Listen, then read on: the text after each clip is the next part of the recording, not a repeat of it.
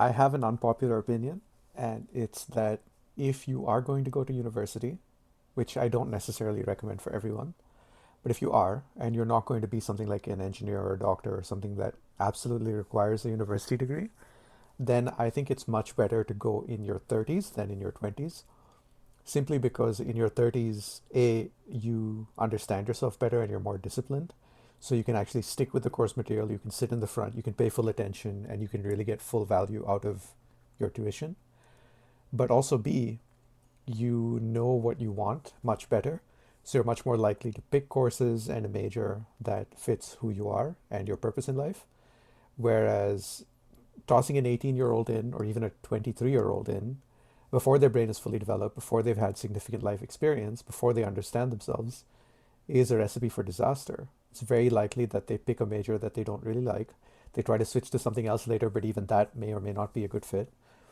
And then they end up in a field that is completely unrelated to their degree, most likely. Whereas a 30 something year old understands themselves, knows what they're getting into, values the money that's being put in as well. Because a younger person, either taking a loan or having it covered by their parents, generally does not value it as much, so they don't get much out of it. They might squander it. Actually, often they do. So I think it makes a lot more sense to go to university in your 30s rather than your 20s. And you also end up, I think, applying the knowledge and the wisdom in there to your life in a better way so it carries forward more significantly. You'll also remember it better, in my opinion. You'll retain more of it simply because you are valuing it more.